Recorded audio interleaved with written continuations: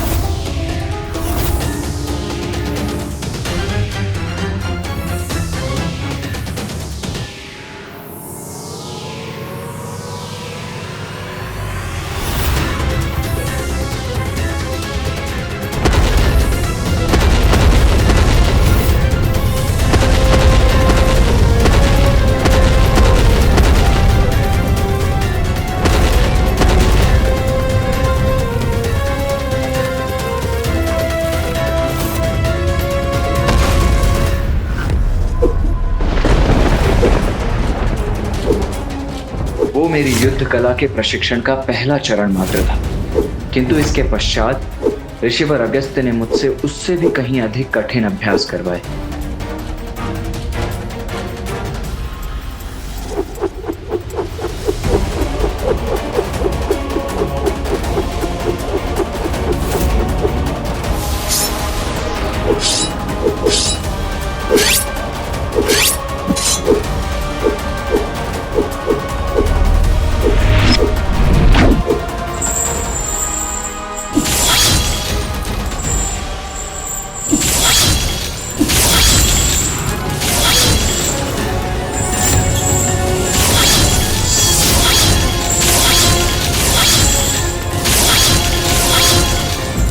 कुमार कार्तिकेय, मैंने आपको अपने शिष्य के रूप में स्वीकार कर आपको संपूर्ण युद्ध कौशल की विद्या प्रदान की है। अब आप पूर्ण रूप से प्रशिक्षित हो चुके हैं, अतः आप यहां से प्रस्थान करने के लिए मुक्त हैं। इतनी शीघ्र?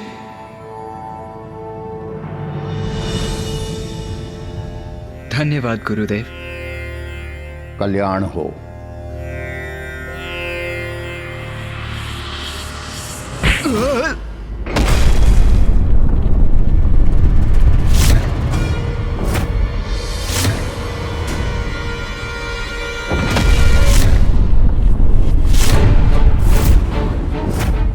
क्या हुआ गुरुदेव?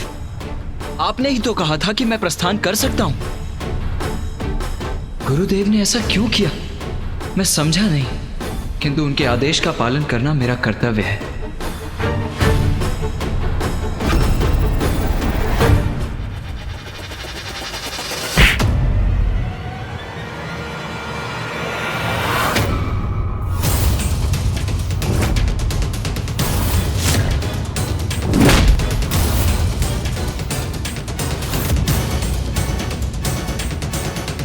किंतु गुरुदेव, आपने ही तो मुझे जाने की अनुमति दी थी। भैया, ये कैसी परीक्षा थी ऋषि अगस्त्य की? मैं तुम्हें जाने दूंगा, किंतु इस अंतिम परीक्षा के बाद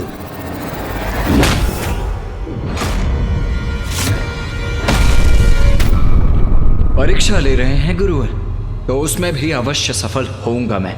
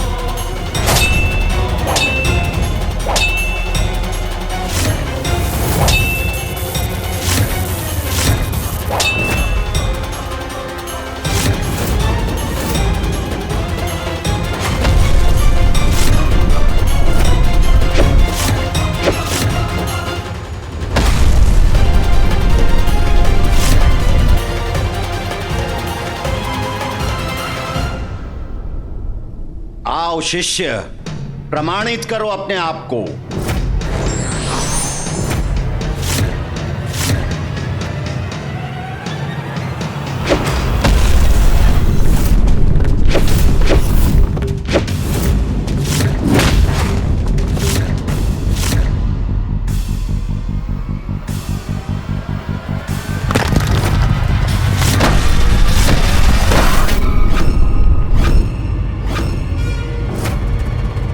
ये भूमि के मध्य सिंहासन कहां से प्रस्तुत हुआ?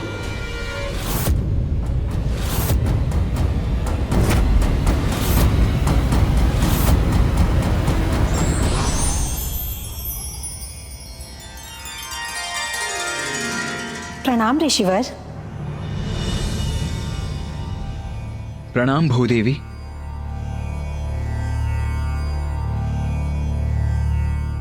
ऋषिवर, मैं गुरु और शिष्य के मध्य हस्तक्षेप नहीं करना चाहती थी, किंतु आपको इस प्रकार गिरते हुए भी नहीं देख सकी, इसलिए मैंने आपके लिए सिंहासन प्रस्तुत किया।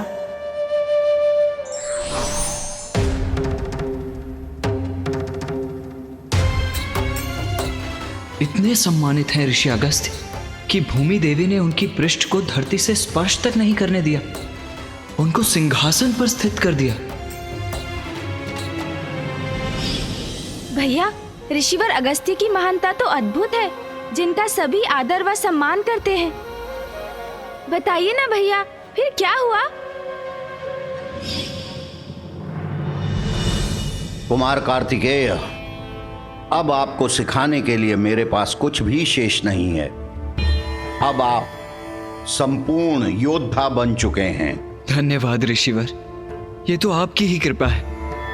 आपसे शिक्षा पाकर मैं धन्य हुआ। आप मेरे श्रेष्ठ शिष्य हैं कुमार कार्तिकेय। आप सदा मेरे सम्मान का कारण बनेंगे। कल्याण हो। ऋषि अगस्त्य की कृपा से ही मैं इतना महान योद्धा बना गणेश। उनकी महानता का वर्णन शब्दों से नहीं किया जा सकता अनुज। हाँ भैया, उचित कहा आपने। प्रणाम गुरुदेव। भैया ने जिस प्रकार बखान किया, सत्य है, असाधारण है ऋषिवर अगस्त्य। मैं महादेव को क्रोधाग्नि के प्रति अपनी आशंका व्यक्त करने की प्रतीक्षा कर रहा हूं, किंतु सभी ऋषि अगस्त्य की कथा में इतने लीन हैं कि मैं कैसे प्रारंभ करूं?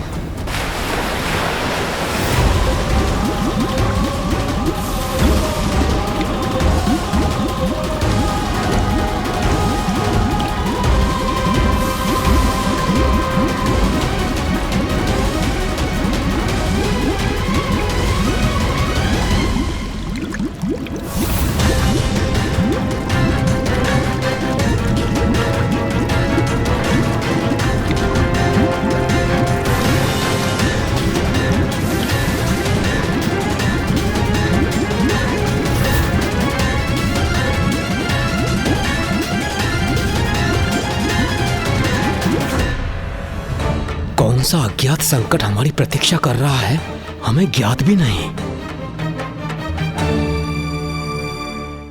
किंतु पिताश्री, यदि ऋषिवर अगस्त्य नदी को अपने कमंडल से बाहर नहीं आने दे रहे हैं, तो क्या हमारे पास कोई और उपाय नहीं है?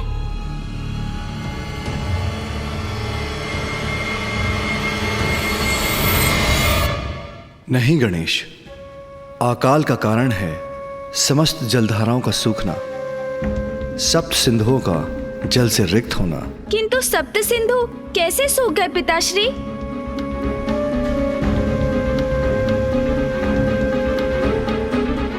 ऋषि अगस्त्य ने सप्त सिंधुओं का जलपान कर लिया।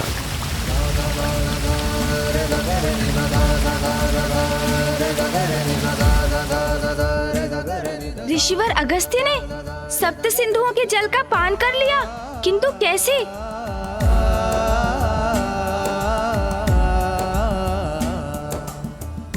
हाँ गणेश जी, हुआ ऐसा कि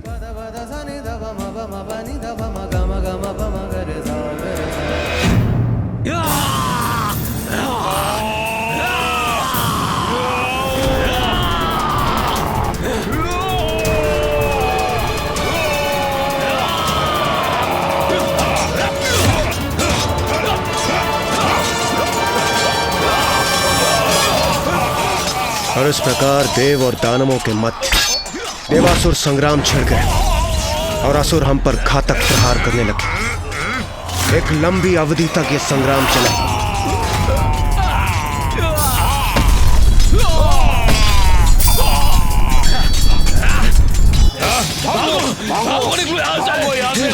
भागो जल्दी हो जाए हम। चलो चलो।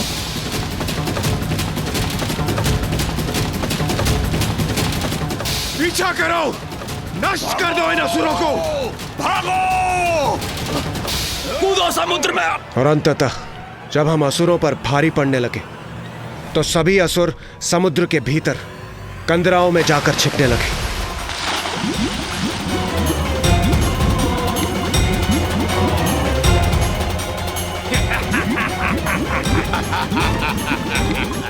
अब तुम हमें क्या मार पाओगे देवताओं? तब सभी देवताओं ने ऋषि अगस्त्य से समुद्र को जल से रिक्त करने की प्रार्थना की।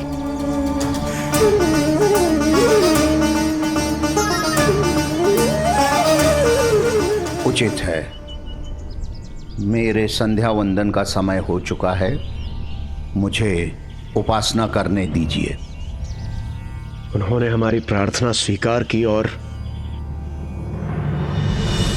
ओम केशवाय स्वाहा। ऋषि अगस्त्य ने सप्त सिंधुओं के जल का पान कर लिया।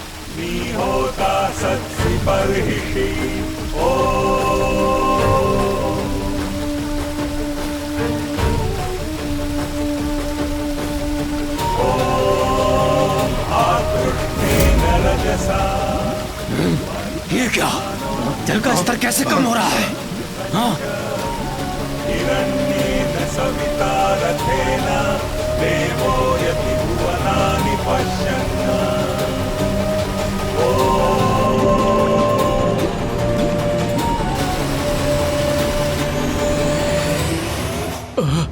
ये हो क्या रहा है? जल का स्तर कम क्यों हो रहा है?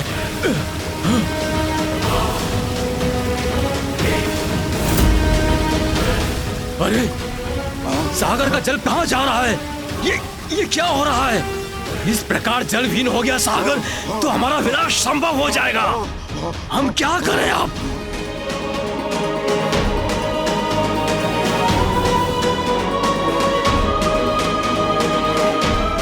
आक्रमण!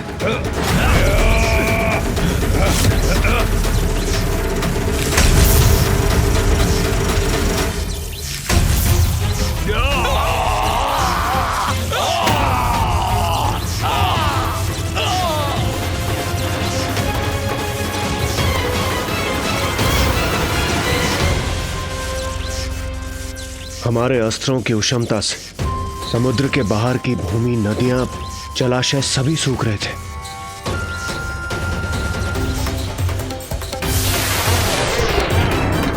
इस अनर्थकारी घटना का भीषण परिणाम होगा। हमने तो कल्पना भी नहीं की थी हमारे अस्त्रों का इतना विध्वंसक परिणाम होगा। किंतु इंद्रदेव, ऋषि अगस्त्य ने समुद्र के जल का पान कर लिया तो समुद्र में जल लौटा कैसे?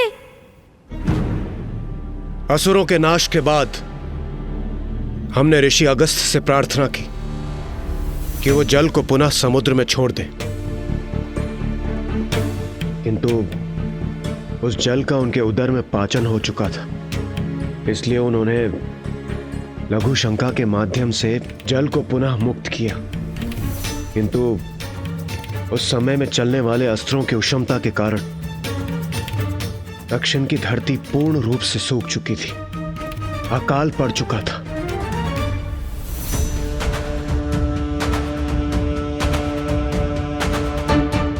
और उस अकाल से मुक्ति पाने की चिंता में ऋषि अगस्त्य पूर्ण रूप से डूब चुके थे।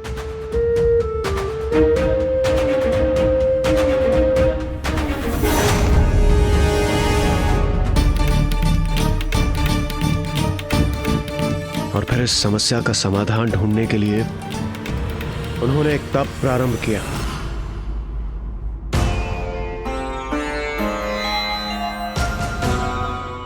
नारायण, ब्रह्मदेव, महादेव, आप शीघ्र यहां जल भेजिए।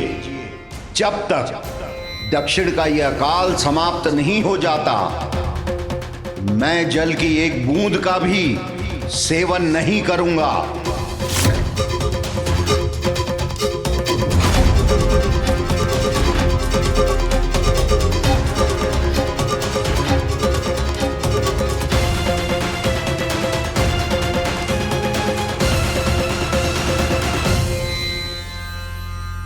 पिताश्री, क्या ऋषि अगस्त्य को उनके तप से समस्या का समाधान प्राप्त हुआ?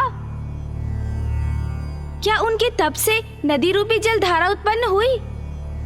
पुत्र, ऋषि अगस्त्य को जब तप करते हुए अनेक वर्ष बीत गए, तब एक दिवस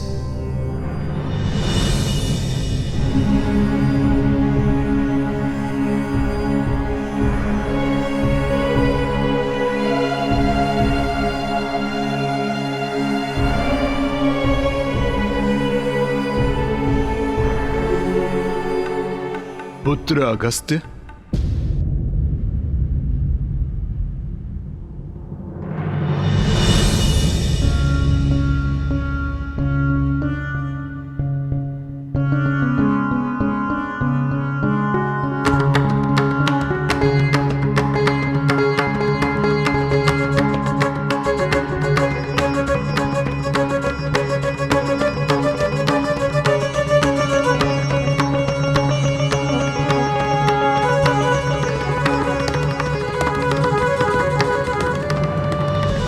आप सभी दिव्य आत्माओं को मेरा प्रणाम। किंतु मैं आपको नहीं पहचानता। कृपया अपना परिचय देने की कृपा करें। कौन हैं आप? हम तुम्हारे पूर्वज हैं अगस्त्य, और पितृलोक से आए हैं। ऋषि अगस्त्य के पूर्वज उनके पास एक अनुरोध लेकर आए। पुत्र, हम सभी का स्वर्गलोक में प्रवेश निषेध हो गया है। ये कैसे संभव है? आप सभी ने अपने समस्त जीवन सत्कर्म किए, धर्मनिष्ठ और पवित्र जीवन यापन किया। उसके पश्चात भी स्वर्गलोक में प्रवेश की अनुमति कैसे नहीं है आपको? उसके पीछे हमारे नहीं, तुम्हारे कर्म हैं। मेरे कर्म? किंतु पिताश्री, ऋषि अगस्त्य ने ऐसे कौन से कर्म किए थे? आपने तो मुझे बताया था कि वो धर्मपरायणता में श्रेष्ठ थे। फिर उन्होंने ऐसा क्या दुष्कर्म किया जिसके कारण उनके पूर्वजों को कष्ट सहना पड़ रहा था?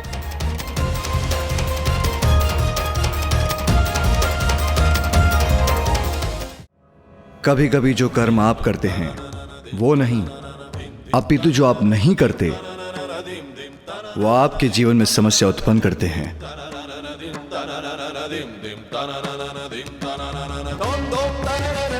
ऐसा कौन सा कर्म हो सकता है कि जिसके ना करने का इतना बड़ा दंड हो? पुत्र, तुमने विवाह कर गृहस्थ आश्रम में प्रवेश नहीं किया, अर्थात तुम्हारे साथ हमारे वंश का भी अंत होगा और हमारे लिए पितृ धर्म निभाने वाला कोई शेष नहीं बचेगा। किंतु मैं सदैव जन कल्याण में व्यस्त रहता हूं। मैं विवाह के बंधन में बंधना नहीं चाहता। पुत्र, जिन माता पिता ने तुम्हारा पालन पोषण किया है, जीवन दिया है, उनका ऋण तो तुम्हें चुकाना ही पड़ेगा। पितृ ऋण से मुक्त होना तो तुम्हारा कर्तव्य है पुत्र। पितृ ऋण? माता पिता का ऋण? जीवन देने का ऋण भला कोई कैसे चुका सकता है? विधि विधान से विवाह कर संतान उत्पन्न करने से और उनके पालन पोषण करने से ही यह संभव है। और यदि कोई पुत्र ऐसा न करे तो उसके पूर्वजों को स्वर्ग में प्रवेश नहीं प्राप्त होने का दंड मिलेगा। अगस्त्य, तुम्हें विवाह करना ही होगा। उसी से तुम्हारे पूर्वजों को सद्गति अर्थात स्वर्ग प्राप्त होगा। वैसे भी कोई यज्ञ, कोई व्रत तब तक पूर्ण नहीं हो सकता जब तक यज्ञकर्ता की वामांगी पत्नी उसकी भागी ना बने। इसलिए विवाह करने पर ही तुम अपनी तपस्या सार्थक कर सकोगे।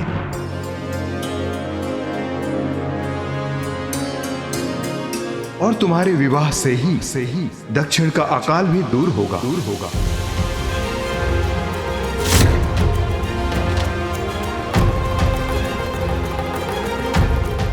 ये आप क्या कह रहे हैं पितृपितामह?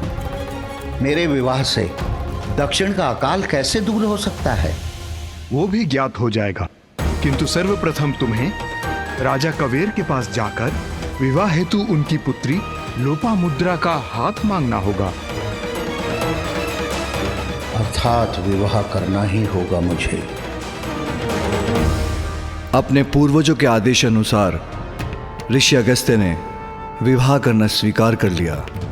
वो विदर्भ नरेश राजा कवेर के पास उनकी पुत्री से अपने विवाह का प्रस्ताव लेकर गए, किंतु ये ऋषिवर के लिए इतना सरल नहीं था, क्योंकि अति सुंदरी देवी लोपामुद्रा अपने धर्म आचरण के लिए भी प्रसिद्ध थी और उनके पिता उनसे अत्यधिक स्नेह करते थे।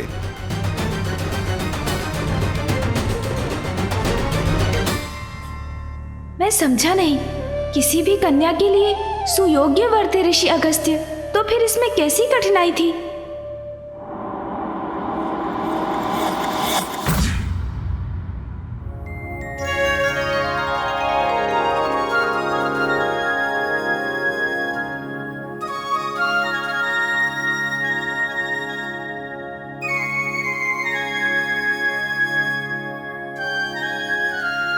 नाथ, भोजन प्रारंभ कीजिए, अन्यथा ये शीतल होकर अपना स्वाद खो देगा। महारानी, आप भली भांति जानती हैं, जब हमारी प्रिय पुत्री अपने हाथों से हमें भोजन कराती है, हम तभी भोजन करते हैं। कहाँ है हमारी पुत्री लोपामुद्रा? मैं यहाँ हूँ पिताश्री।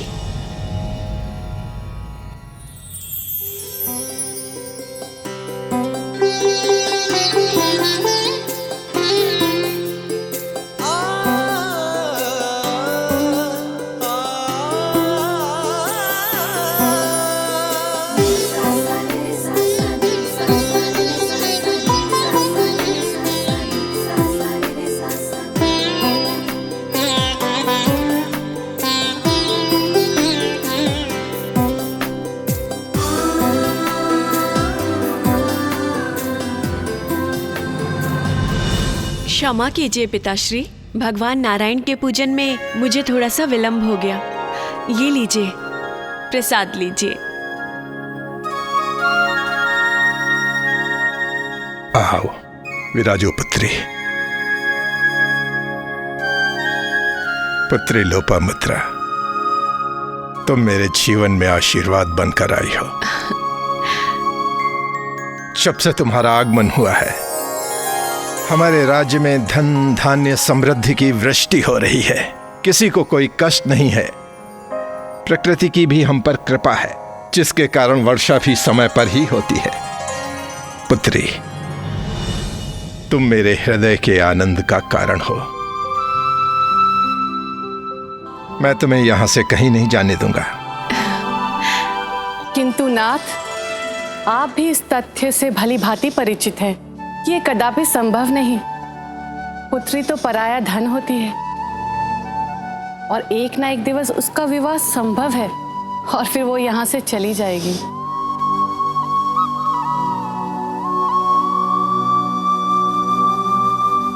प्रणाम महाराज, आपसे भेंट करने ऋषि अगस्त्य पधारे हैं।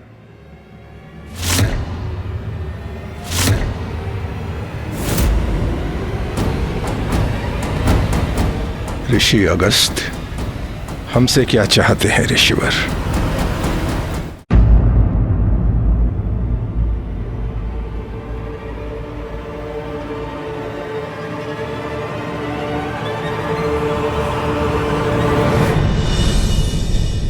ऋषिवर, आपका यहां स्वागत है। ऋषिवर, आपके यहां आगमन का कोई कारण अवश्य होगा। कहिए, आपकी ऐसी कौन सी इच्छा है जो मैं पूर्ण कर सकता हूं?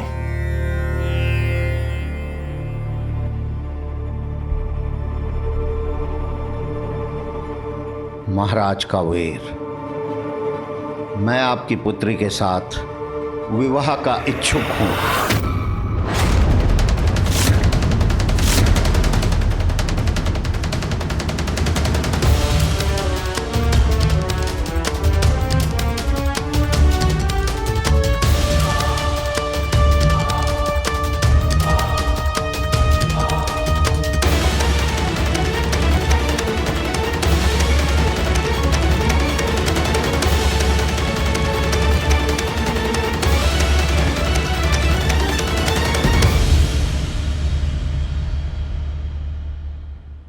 क्या विचार कर रहे हैं राजन?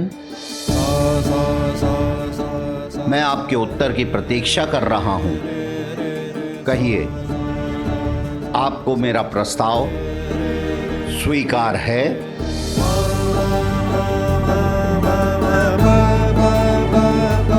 कैसे कहूं? आप जो कहना चाहते हैं निसंकोच होकर कहिए राजन। क्षमा कीजिए ऋषिवर, आप एक पिता की दुविधा और स्थिति समझ सकते हैं। ऋषिवर, मैं आपका प्रस्ताव स्वीकार नहीं कर सकता, नहीं कर सकता ऋषिवर। क्या महाराज कबीर ने ऋषि अगस्त्य का प्रस्ताव ठुकरा दिया?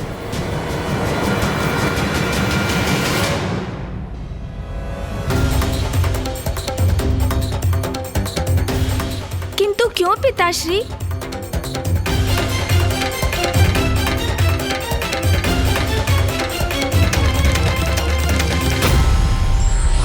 ईश्वर एवं सिद्ध पुरुष की लीला के पीछे अवश्य कोई न कोई उद्देश्य छिपा होता है।